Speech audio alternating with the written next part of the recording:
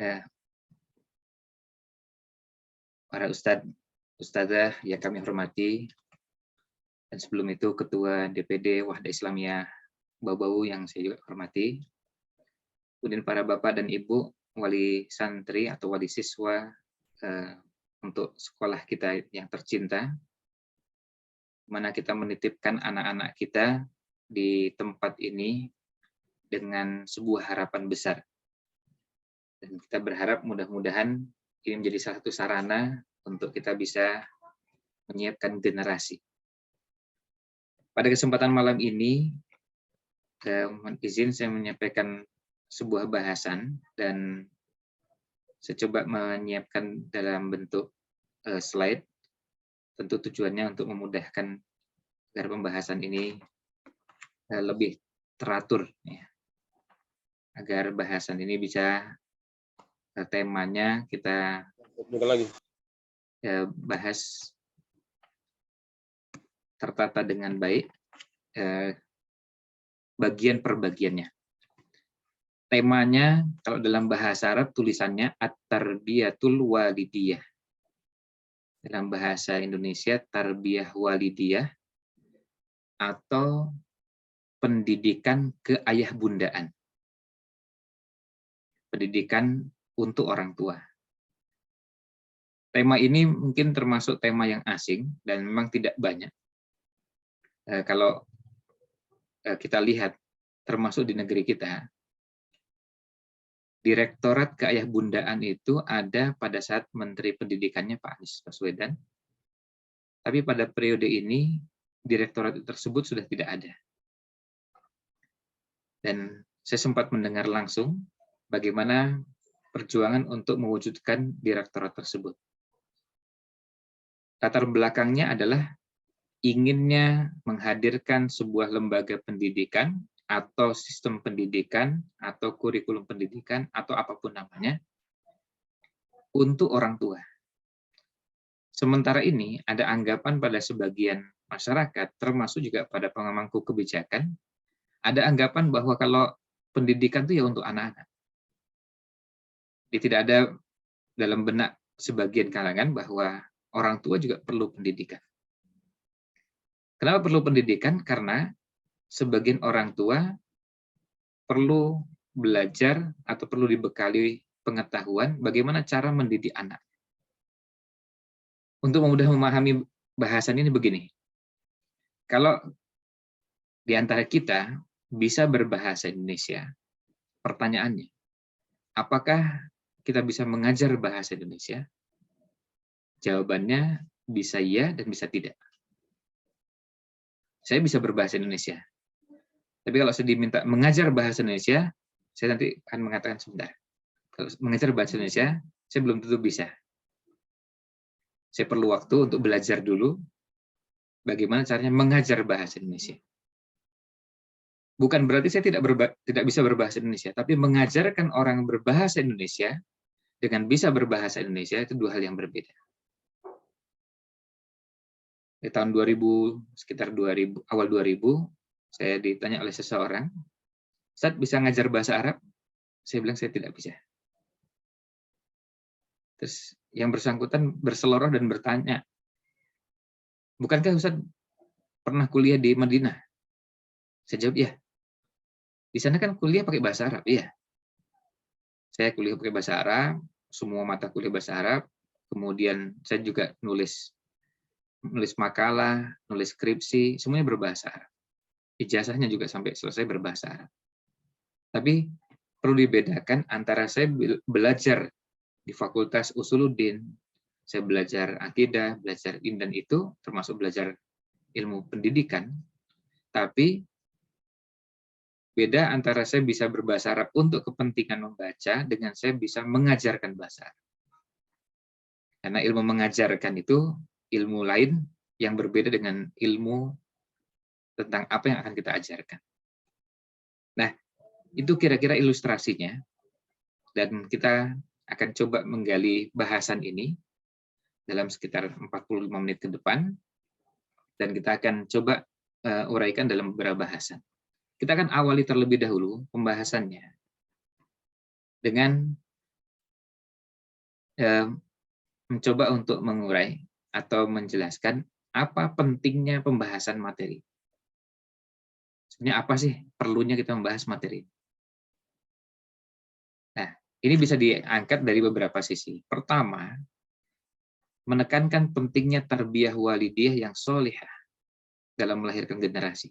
Artinya pentingnya pendidikan orang tua agar bisa melahirkan generasi yang baik. Kemudian memberikan prioritas tarbiyah walidiyah, baik pada tataran teori maupun praktek. Artinya, sudah mulai memberikan perhatian. Sudah memberikan prioritas. Ini yang pertama. Bisa jadi kemarin-kemarin kita menganggap ini sesuatu yang tidak penting. Atau kita menganggap ini biasa-biasa saja. Tapi, kalau kita menengok anak-anak kita, bisa jadi kita bisa langsung melihat kalau Bapak Ibu yang usia pernikahannya di atas 7 tahun, misalnya di 10, 15 tahun, bahkan mungkin 20 tahun, bisa melihat anak pertama kadang-kadang menjadi korban ketidaktahuan kita dalam mendidik anak. Akhirnya, anak pertama punya beberapa kekurangan karena ketidakmampuan kita dalam mendidik dengan baik. Misalnya tadi kalau kita menyinggung bahasa, kita nggak tahu caranya bagaimana menanamkan bahasa kepada anak. Akhirnya muncul anak-anak yang penguasaan bahasa ibunya lemah. Penguasaan bahasa ibunya lemah. Artinya, bahasa yang dikuasai nggak jelas. Bahasa daerah tidak terlalu terampil, bahasa Indonesia juga kurang cakap. Akhirnya, sebetulnya yang dikuasai apa? Begitu belajar bahasa asing, tambah kesulitan lagi. Karena tidak jelas bahasa yang dikuasai. Nah, dengan materi ini kita berharap muncul kesadaran. Yang kedua, mengenalkan dan membangun kesadaran orang tua agar orang tua memiliki keterampilan tarbiyah atau mendidik. Paling tidak kita jadi mulai belajar, oh caranya bertemu dengan kondisi seperti ini, sebaiknya begini. Dengan kita mulai dikenalkan, maka paling tidak muncul kesadaran, oh ternyata kita perlu banyak belajar. Banyak belajar mendidik anak. Kalau materi-materi tentang parenting, sebagian temanya berhubungan dengan bagaimana hubungan antara suami dengan istri atau orang tua dengan anak. Tapi mendidik anak itu materi lain. Dan itu tentunya harusnya menjadi materi parenting juga. Maka yang kedua, kita ingin mengenalkan sekaligus membangun kesadaran orang tua. Yang ketiga, membantu orang tua dalam menciptakan suasana dan kondisi rumah yang sa'idah, rumah yang bahagia, harmonis, dan mampu menjalankan kewajibannya. Orang tua akhirnya menjalin hubungan yang baik, kerjasama yang baik, termasuk dengan pihak sekolah dalam mendidik anak. Orang tua mulai perhatian dengan anaknya di sekolah seperti apa. Sekolah juga mulai berbagi informasi perkembangan tumbuh kembang anak-anak. Sehingga bisa diketahui perkembangan yang terjadi sebetulnya seperti apa. Misalnya, anak kita ini sekarang, atau misalnya anak Bapak Ibu sekalian ini, sebetulnya kemampuan bahasanya sudah seperti apa. Kalau itu berhubungan dengan berhitung, sudah sampai di mana. Kalau berhubungan dengan nilai-nilai keimanan, yaitu berhubungan dengan menjaga kebersihan, menghormati orang yang lebih tua, dan yang lainnya, itu kira-kira sudah sampai mana.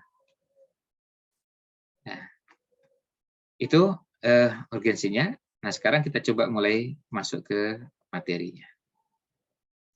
Tapi kita akan masuk dengan memberikan pengantar terlebih dahulu. Bahwa Allah Subhanahu wa taala menciptakan manusia dalam bentuk yang terbaik. Kita sering mendengar laqad khalaqnal insana fi ahsani taqwim. Itu bentuk yang terbaik. Bentuk yang terbaik itu bukan cuma fisiknya. Tapi Allah Subhanahu wa taala menjadikan manusia memiliki kemampuan berpikir teliti. Atau biasa kita istilahkan diqqah. Kemudian juga mendalam. Dalam bahasa Arabnya namanya umq. Dan cara yang terintegrasi atau kemudian tersambung satu dengan yang lainnya. Istilahkan murakkab.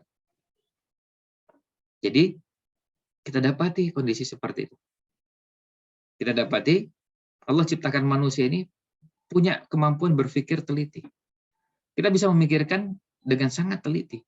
Termasuk ayah bunda sekalian, para bapak ibu, para abi dan umi, bisa melihat bagaimana perkembangan anak-anak kita sampai pada hal yang detail sekali.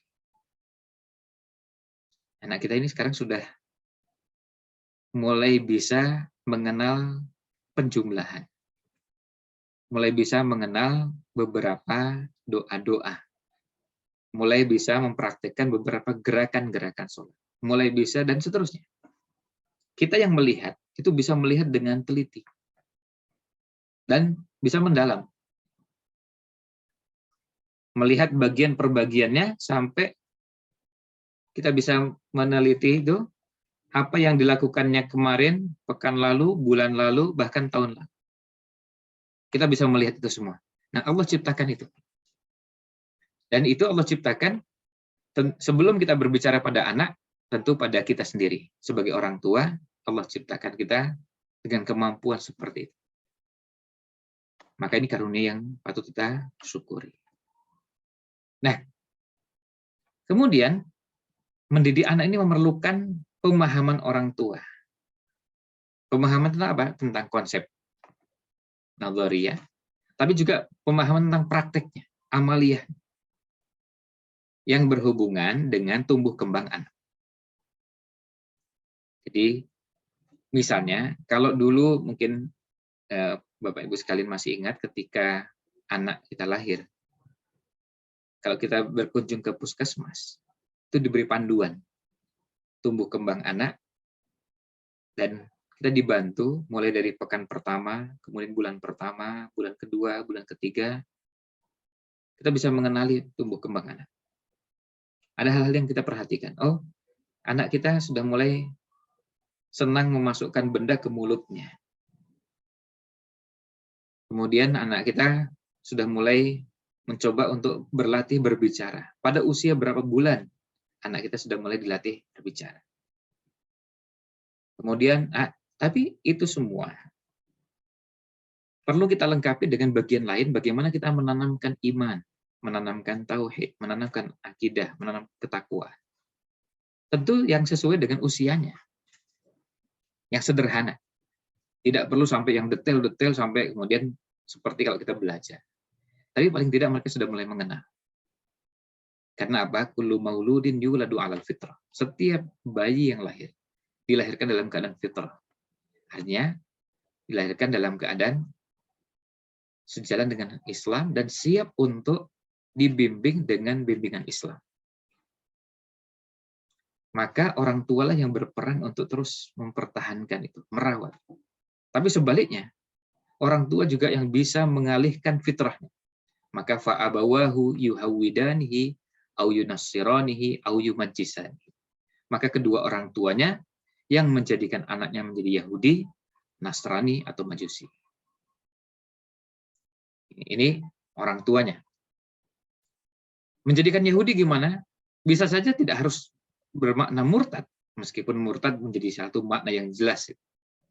Tapi bisa juga KTP-nya atau tanda pengenalnya di kartu kakaknya, kartu keluarga, masih tertulis beragama Islam. Tetapi cara pandangnya, sikapnya, gaya hidupnya sudah jauh dari Islam.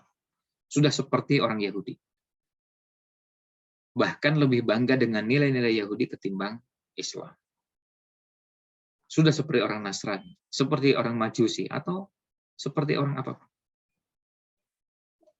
Nah, ini yang terkait dengan mendidik anak. Nah, kemudian siapapun kita yang baru menjadi orang tua, sangat memerlukan beragam ilmu dan pengalaman dalam mendidik anak. Kalau kita yang pernah punya anak pertama, kita bisa lihat. Bisa jadi anak pertama belum sempat kita kenalkan Al-Quran dengan baik. Karena apa? Karena kita tidak punya pengalaman bagaimana menanamkan Al-Quran kepada anak. Apa dengan cara dibacakan terus? Apakah diperdengarkan terus? Atau sejak kecil diajarkan hanya Quran saja? Gimana caranya? Nah, ini perlu ilmu, sekaligus juga perlu punya pengalaman. Dan pengalaman itu kadang-kadang kita belajar dari orang yang sudah pernah mempraktikkan. Nah, bahkan pengetahuan tentang mendidik anak diperlukan sejak sebelum anak menjadi janin di perut ibu. Jadi sejak menikah, sudah diperlukan ilmu, dan ini berlaku kaidah seperti yang disebutkan oleh Imam Bukhari rahimahullah ta'ala dalam sahihnya, al-ilmu qablal qaul wal amal. Ilmu itu idealnya mendahului setiap ucapan dan perbuatan kita. Sebelum kita punya anak, kita perlu ilmu tentang mendidik anak. Ini anak kita ini idealnya diberi pengetahuan seperti apa, diberi ilmu seperti apa, diberi asupan seperti apa. Bukan cuma makanan, minuman yang fisik, tetapi juga gizi yang berkaitan dengan keimanan. Sering kita membahasakannya santapan jasmani, santapan rohani. Nah, ini yang menunjukkan kita perlu punya. Nah, supaya kita bisa membayangkan agak lebih utuh,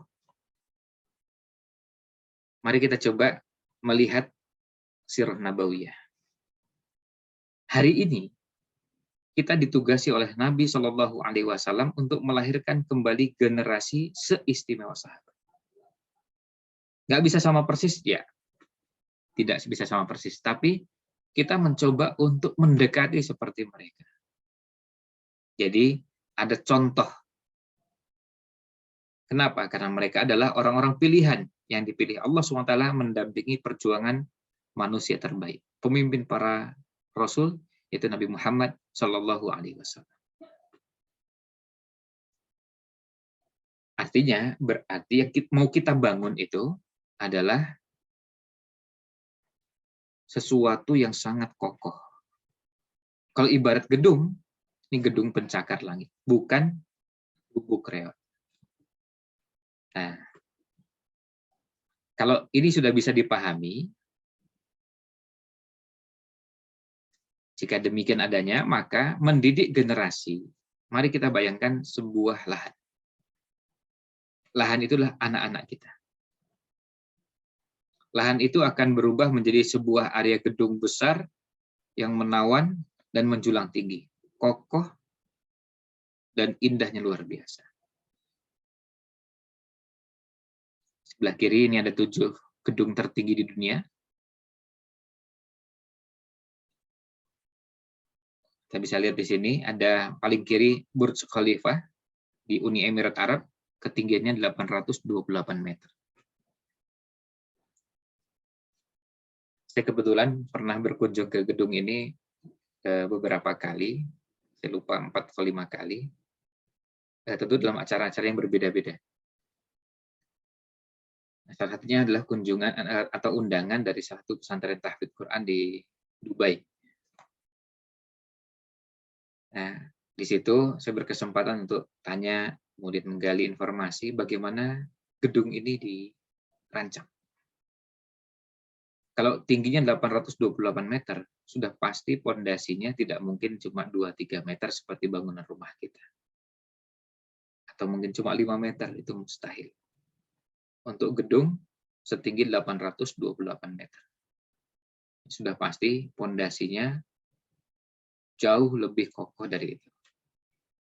Tidak seperti rumah kita yang mungkin 3 meter sudah cukup. Atau anggaplah 5 meter, itu sudah cukup. Nah, selain pondasi, kemudian mereka hitung. Mereka perhitungkan dengan sangat detail. Yang diperhitungkan apa saja? Semuanya. Semuanya diperhitungkan dengan sangat detail. Karena apa? Karena berada di tempat yang sangat tinggi. Bayangkan, di tempat yang sangat tinggi ini, angin bertiup dengan kencang, gedung ini kan nggak boleh goyang. Gimana caranya supaya nggak goyang? Terus kalau orang mau naik ke tempat yang sangat tinggi, mereka harus merancang dengan sangat baik gimana liftnya. Lift harus dirancang dengan sangat baik. Betul-betul dirancang dengan sangat baik. Karena apa? Bayangkan kalau orang mau naik, kemudian liftnya seperti yang biasa kita kenal di tanah air. Kalau orang mau naik ke lantai 100,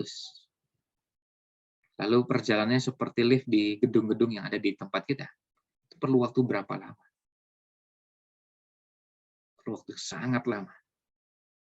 Dan kalau pengunjung, kira-kira nanti boleh nggak dan bisa nggak ada tempat untuk bisa naik pada lantai yang sangat tinggi? Mereka sudah perhitungkan semua, termasuk kecepatan lift. Karena Allah alam saya sendiri belum pernah menemukan ada lift tercepat yang pernah saya naiki selain lift yang ada di Burj Khalifa ini. Saya naik dari lantai 1 sampai lantai 124. Dari lantai dasar, lantai 1 sampai lantai 124. Berapa waktu yang diperlukan? Hanya 60 detik. Berarti setiap 2 lantai kurang dari 1 detik. Karena 124 dibagi 60. Ya, kira-kira hampir 1 detik ya, untuk 2 lantai. Jadi cepatnya luar biasa. Jadi kita naik begitu mulai tertutup semua, kemudian sampai lantai 124 hanya cuma 60 detik. Jadi cuma 1 menit. Sebentar. Dan sudah langsung bisa berada di tempat yang sangat tinggi, kemudian bisa melihat kota Dubai dan beberapa kawasan di sekitarnya. Sangat tinggi. Nah, ini contoh. Ya, contoh bagaimana mereka mendesain. Tentu, anak-anak kita lebih layak untuk disiapkan. Saya sengaja membuat ilustrasi ini, karena dalam Al-Quran juga, dalam hadis, kita dapati kadang-kadang perumpamaan itu diibaratkan seperti bangunan. Misalnya perumpamaan orang beriman itu seperti kalbunyan, seperti bangunan. Maka juga seperti bangunan. Nah, pertanyaannya bagaimana urutan membangunnya? Jika gedung besar yang hendak dibangun, maka biasanya para arsitek telah memikirkan dan merancang dengan detail hasil akhir dari bangunan tersebut. Sehingga kita jumpai sebuah gambar gedung lengkap dengan semua sarana yang akan dibangun. Padahal lahan tersebut belum mulai digarap. Jadi arsitek sudah menggarap. Jadi arsitek sudah merancang dan tanahnya masih kosong, belum mulai. Dan biasanya rancangannya dengan detail. Kalau arsitek yang profesional, apalagi untuk bangunan kelas internasional seperti ini, sudah pasti semua bagian dihitung dengan sangat akurat. Semua bangunan dihitung dengan sangat teliti. Misalnya besi yang dipakai. Itu besi ukuran berapa? Itu sudah pasti dihitung dengan sangat akurat. Pintu yang akan digunakan, menggunakan pintu apa? Bahannya apa? Kunci pintunya akan menggunakan model seperti apa? Kacanya, masang kaca di lantai yang ketinggiannya misalnya 400 meter, 500 meter. Itu gimana caranya? Kalau kita masang kaca di rumah kita, karena tingginya paling cuma setengah meter, gampang. Tinggi 1 meter masih mudah. Tapi kalau tingginya 100 meter, nah sudah mulai terasa sulit. 200 meter, 500 meter lebih sulit lagi. Nah, maka perlu jelas gambar akhir dari anak kita. Sebagian kita nggak punya gambaran itu. Harusnya anak-anak kita ini yang kita siapkan harus sangat jelas sejelas-jelasnya gambarnya seperti apa. Dan kalau bisa tidak meleset. Ya, kalau meleset dikit bisa dimaklumi. Nah, inilah yang dikenal dengan visi misi dalam mendidik anak. Visi misi keluarga. Kira-kira anak kita mau disiapkan seperti apa? Dan kita tidak boleh lagi memikirkan anak itu dengan asal-asalan. Kita bilang, ya pokoknya inilah belajar dikit-dikit agama, bisa sholat, sudah cukup. Kasihan kalau anak diberikan gambaran yang terlalu sederhana seperti itu. Sementara anak bisa disiapkan lebih baik dari itu. Betul, sholat itu pasti. Bisa baca Quran, bahkan kalau bisa sampai hafal Quran, itu yang kita upayakan. Tapi terus apa lagi? Nah, inilah perlunya gambaran yang jelas. Nah, begitulah urutan membangun generasi peradaban. Kenali mana yang harus didahulukan, mana yang dikebelakangkan. Berikut target capaian usia yang harus diketahui dan dikawal. Seperti apa itu? Kalau usianya 5 tahun, menanamkan keimanan itu apa saja? Apakah sudah bisa mengenalkan bahasa asing? Oh, belum. Olahraga yang dilatihkan pada anak di usia 5 tahun, apa sama dengan anak usia 7 tahun, 10 tahun, 15 tahun, 20 tahun. Sama-sama bicara olahraga, sama-sama bicara bahasa, bisa beda-beda. Nah, maka disinilah kita akan merasakan tarbiyah walidiyah ini betapa pentingnya, luar biasa.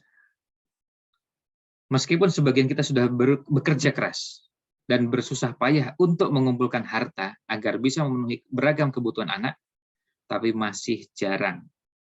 Tidak berarti semuanya, tetapi masih jarang ditemui upaya yang sama dalam mendidik anak. Artinya kerja kerasnya dalam mendidik anak sama seperti kerja kerasnya dalam mencari nafkah. Ini dengan asumsi bahwa proses mendidik anak yang dilakukan saat ini sudah berjalan dengan cara yang benar. Padahal maaf, kadang-kadang belum tentu benar. Kadang-kadang bisa jadi caranya masih belum tepat. Ya, kita lihat dalam kenyataannya, ada beragam hal yang harus dipersiapkan dengan cermat dan matang. Nah, selanjutnya, inilah kenyataan yang tidak bisa dipungkiri bahwa tarbiyah walidiyah, pendidikan orang tua untuk menjadi pendidik anak, sering tidak disiapkan dengan baik. Kadang-kadang tidak punya perencanaan yang matang. Sebetulnya mau apa? Kenapa kita perlu membahas? Karena ini kasihan anak-anak kita ini jadi korban ketika kita tidak menyiapkan dengan baik. Kalau asal-asalan, kasihan anak kita. Perlu ada komitmen untuk berbenah. Paling enggak, bismillah, kita mulai benahi. Karena bagi kita menyiapkan generasi ini, kita mulai dari keluarga kita. Dari keluarga kita masing-masing. Semua kita punya peran yang sama, tanpa kecuali. Nah, di sini kita ingin mengenalkan bahwa fungsi rumah itu paling tidak ada 3 M. M yang pertama sebagai ma'wah. Ma'wah itu artinya tempat tinggal, tempat bernaung, tempat berlabuh, tempat di mana anak merasakan kenyamanan berada di rumah. Mau pergi kemanapun, anak nggak betah. Nggak betah berlama-lama, tetap kembali ke rumah. 2 hari yang lalu saya bertemu dengan seorang pengusaha di kota Jogja. Beliau cerita, saya termasuk orang yang sejak kecil sampai dengan sekarang hampir tidak pernah berlama-lama keluar rumah. Jadi pergi sebentar, balik lagi. Pergi ke kota lain, malam itu juga pulang. Jadi meskipun di tempat lain itu lebih nyaman, lebih bagus, lebih, tetap di rumah itu ada kepuasan, ada cita rasa yang berbeda dengan kalau di tempat lain. Kasur di rumah kita tidak sebagus di hotel berbintang 5, tapi tetap lebih nyaman di rumah. Dinding rumah kita tidak sebagus hotel bintang 5, tapi tetap lebih nyaman di rumah kita. Mungkin sekali, 2 kali, sehari, 2 hari bisa kita ada acara di tempat lain. Tapi setelah itu, kepingin kembali ke rumah. Nah, kalau kita berhasil menciptakan suasana itu, artinya kita berhasil mewujudkan M yang pertama, yaitu ma'wah. Anak-anak kita harus dikondisikan betah di rumah. Ini jadi PR semua. Gimana caranya? Banyak di antaranya komunikasi. Anak merasa nyaman bertemu. Orang tua bukan sosok yang menakutkan dalam semua kondisinya, dalam semua keadaan. Anak merasakan kedekatan dengan orang tua. Kalau dalam parenting namanya bonding, kelekatan. Dekat, akrab dengan orang tua. Nah, kita ingin membangun bagaimana caranya anak itu merasa betah dan dekat dengan anggota keluarga dan merasa betah di rumah. Rumah kita kecil, rumah kita fasilitasnya tidak sebaik rumah orang lain, tapi anak merasa betah berada di situ. Ini M yang pertama, makwah. Dan kita bisa lihat 2 tahun selama masa pandemi kemarin, salah satu riset menunjukkan bahwa sebagian anak stres berada di rumah. Ini yang menjadi pertanyaan kita. Ini rumah siapa? Rumahnya sendiri. Bapaknya, ini bapaknya sendiri. Ibunya, ini ibunya sendiri.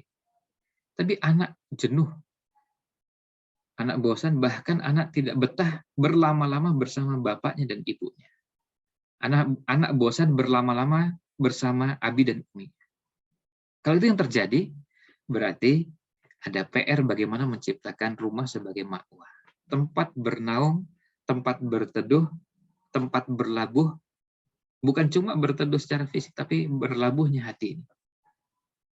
Sama seperti suami dan istri. Suami pergi bekerja, nggak ada masalah. Kadang-kadang ada pekerjaan yang mengharuskan pergi keluar kota.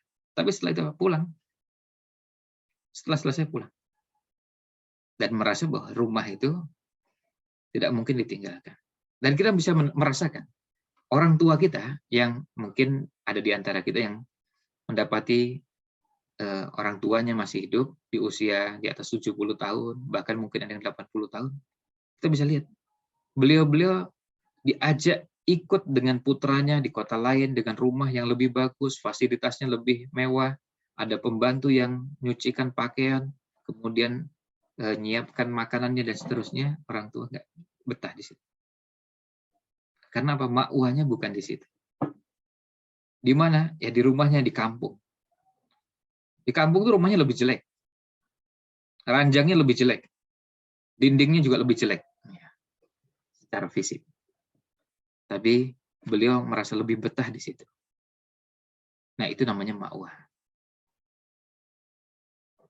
Dia merasa betah dengan suasana yang ada. Yang kedua, rumah sebagai madrasah.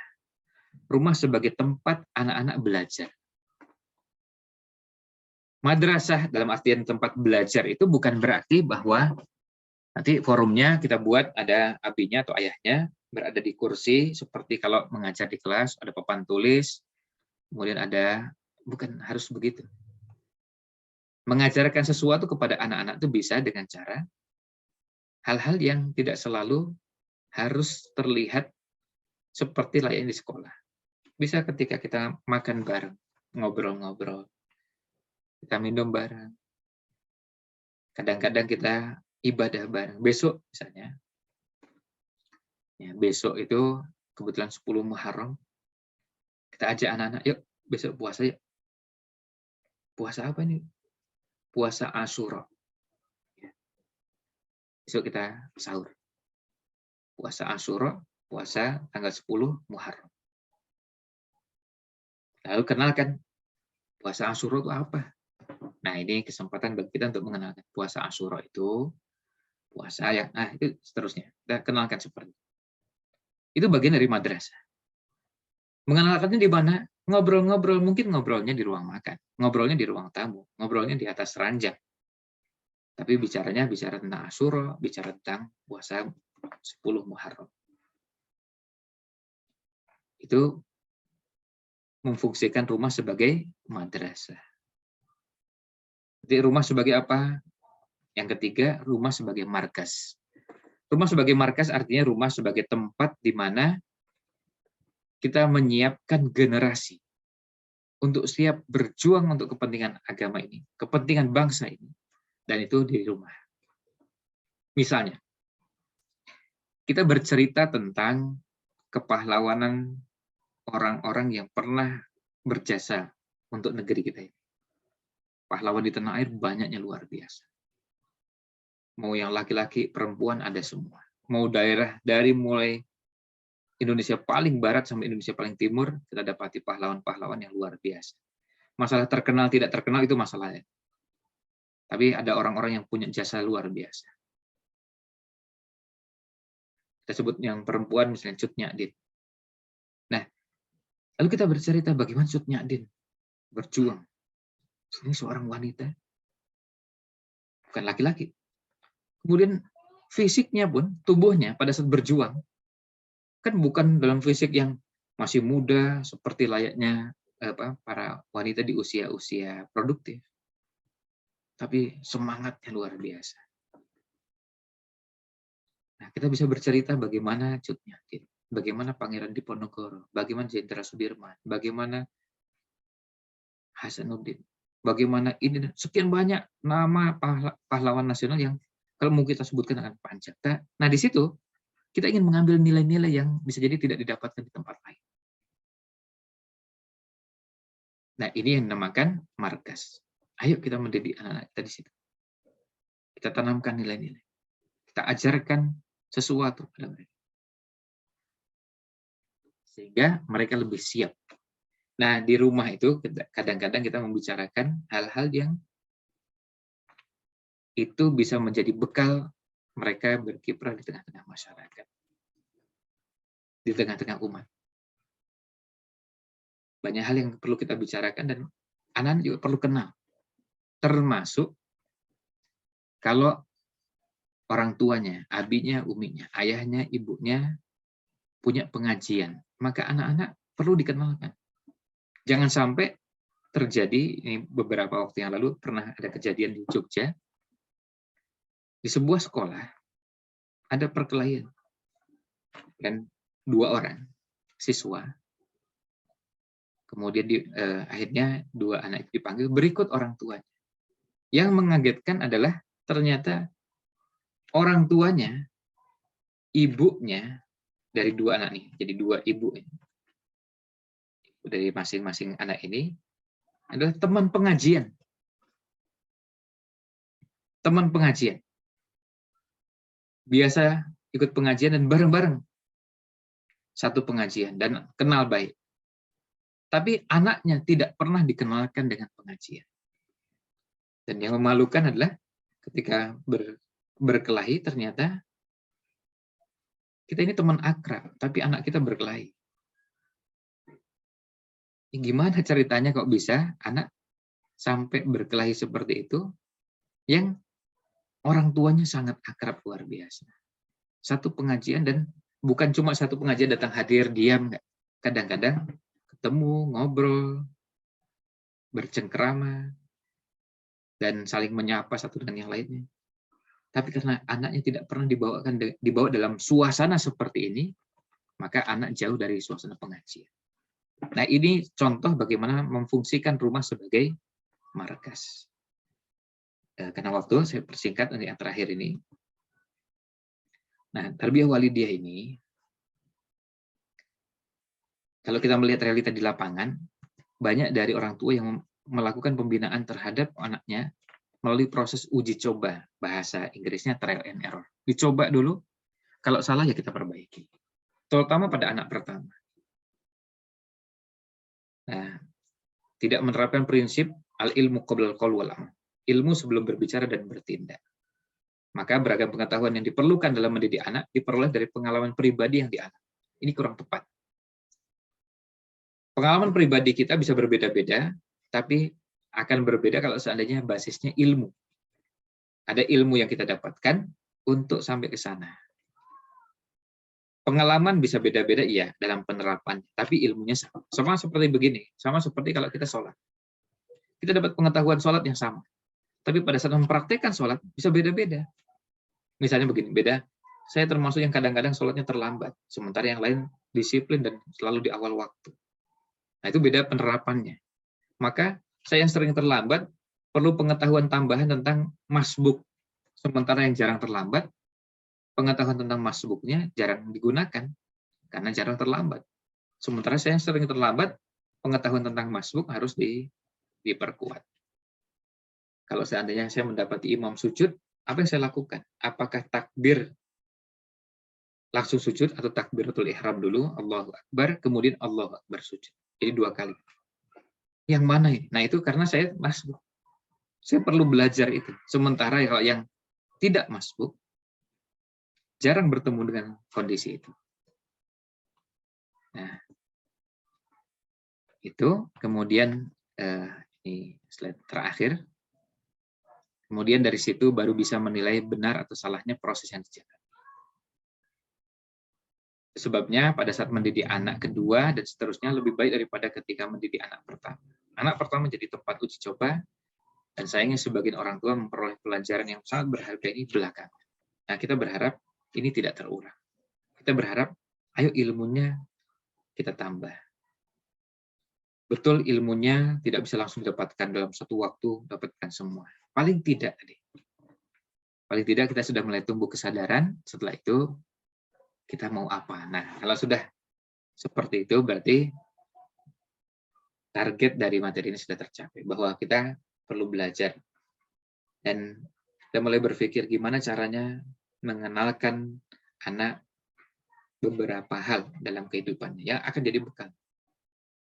Ada rambu-rambu umum yang biasanya didapatkan. Misalnya, bahwa ketika mendidik anak, sebisa mungkin anak itu dikenalkan dengan hal-hal yang menjadi bekal hidup mereka dan diperkaya dengan pengalaman. Diperkaya dengan pengalaman hidup.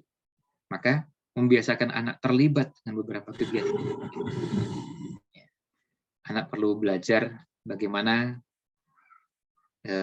mencuci piring, ikut diajak mencuci pakaian, menjemur, atau melakukan pekerjaan rumah. Karena tangan mereka juga perlu dilatih agar mereka terampil di kemudian hari. Di awal-awal, kalau anak diminta nyapu halaman atau nyapu rumah, kita bisa lihat nggak becus. Ya, biarkan, nggak apa-apa. Itu bagian dari proses. Tapi terus bimbing dan kenalkan, bimbing dan diberikan arahan. Sampai nanti suatu ketika, tangannya sudah sangat terampil, nyapu, cuci piring, cuci pakaian, dan beberapa keterampilan lainnya. Dan tentu akan sangat bagus kalau kita selama mendidik anak, berhasil memberikan bekal yang banyak kepada anak. Berhasil memberikan bekal yang banyak kepada anak dengan berbagai bekal-bekal untuk bekal kehidupan. Anak dikenalkan dengan tanggung jawabnya kepada kakak, kepada adik, diberikan kemampuan, keterampilan tertentu. Ini maaf, saya ambil cerita contoh sedikit. Saya kadang cerita pada anak-anak bahwa saya selama bertahun-tahun nggak pernah potong rambut ke salon atau ke tempat potong rambut di luar, karena semua kakak dan semua adik saya bisa potong rambut, dan itu ditanamkan oleh orang tua. Sehingga kalau mau potong rambut ya tinggal gantian aja kepalanya siapa, dipotong sama siapa. Mau potong sama kakak yang pertama bisa, potong kakak yang ketiga atau adik. Ada waktu luang, mana yang ada waktu luangnya dia potong. Semuanya bisa, meskipun tidak secanggih ya, levelnya seperti Rudi Hadisuwarno, tapi paling tidak kalau motong rambut ya bisa lah, ya agak rapi dikit. Nah, sehingga kita bisa menghemat dalam banyak hal, dan itu terbangun nilai-nilai yang sangat berbeda. Kita pegang kepala kakak kita pegang kepala adik kita potong rambutnya, kemudian nanti pada kesempatan yang lain dibantu cuci pakaiannya, cuci piringnya, ini dan itunya. Ini jadi bekal kehidupan yang luar biasa. Meskipun nanti suatu ketika, mungkin pada banyak kesempatan tidak perlu lagi melakukan itu, tapi tangan kita sudah terampil.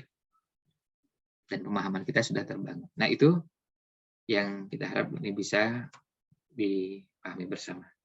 Demikian ulasan materi yang bisa kami sampaikan terkait dengan tarbiyah walidiyah. Mudah-mudahan bisa dipahami bersama dan bisa menjadi bekal bagi kita semua. Mohon maaf jika ada yang kurang berkenan. Wallahu a'lam. Wassallallahu ala Nabi Muhammad wa ala alihi wa sahbihi ajmain.